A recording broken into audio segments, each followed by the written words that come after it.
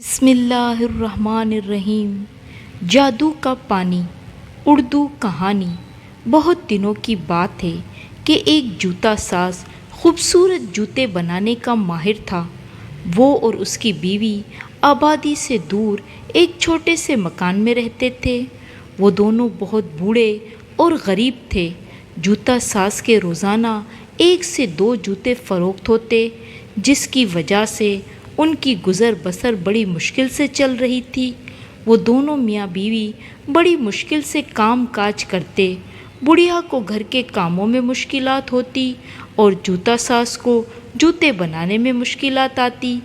एक दिन एक वज़ीर शाही महल से जूते साज की दुकान पर आया और शहज़ादी के जूते बनाने का ऑर्डर इस बूढ़े को दिया।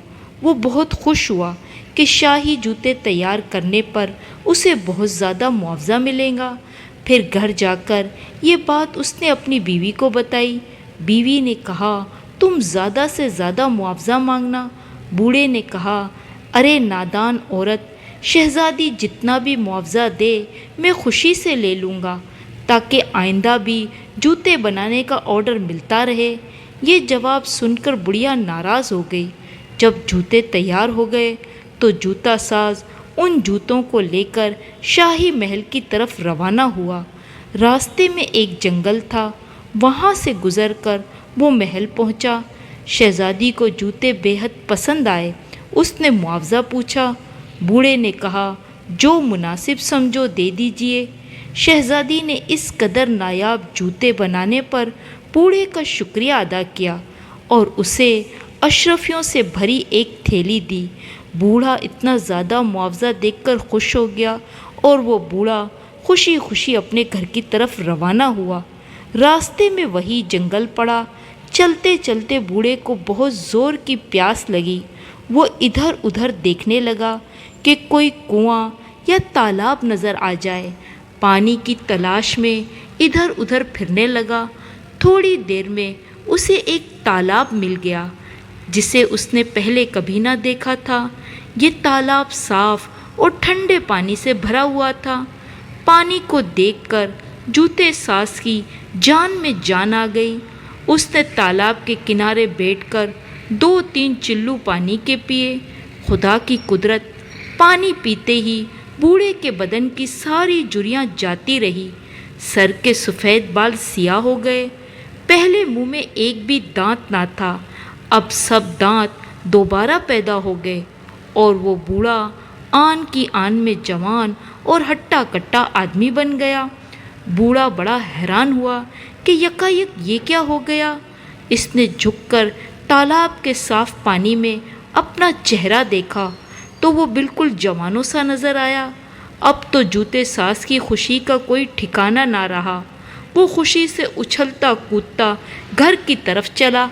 जूते साज की बीवी ने एक नौजवान को घर की तरफ आते देखा तो पहले तो वो डरी, मगर जब जूते साज ने कहा कि मैं जादू का पानी पीकर जवान और हसीन हो गया हूँ और ये देखो अशरफियों से भरी थैली, मुआवज़ा ना मांगकर जो मैंने अक्लमंदी की, उस अच्छाई से खुश होकर शहज़ादी ने 10 गुना ज़्यादा मुआवज़ा दे दिया।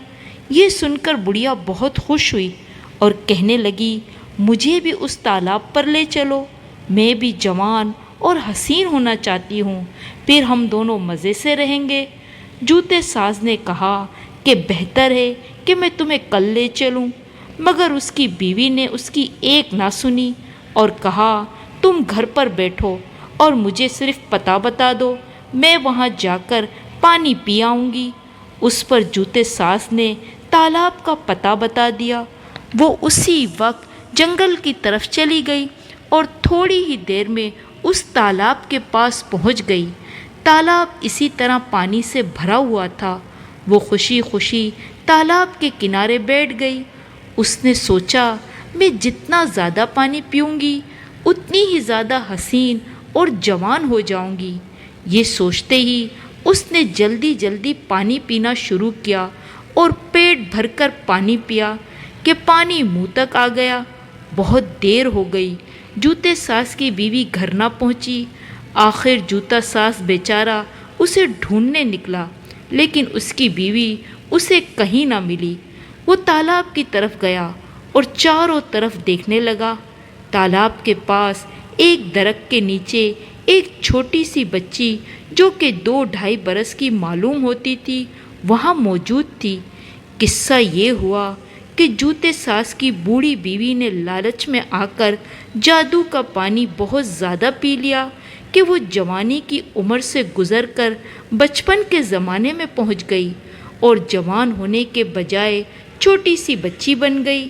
اگر وہ پیٹ بھر پانی نہ پیتی اور 2-3 گھونٹ پیتی تو جوان ہو کر گھر چلی جاتی، مگر اب کیا ہو سکتا تھا؟ بچی نے بہت رنج کے ساتھ جوتے ساز کی طرف دیکھا اور بلک بلک کر رونے لگی اور کہا، کاش میں تمہاری بات مان جاتی اور تمہارے ساتھ کل یہاں آتی۔ میری لالچ اور جلد بازی نے مجھے کہیں کا نہ رکھا۔ جوتا ساز غمگین صورت بنا کر اپنا سر پکڑ کر بیٹھ گیا۔ اگر آپ ہمارے چینل پر نئے ہیں تو پلیز لائک اور سبسکرائب لازمی کیجیے گا تاکہ دلچسپ کہانیاں آپ کو بر وقت ملتی رہیں۔ ملتے ہیں ایک نئی کہانی کے ساتھ۔ اللہ حافظ۔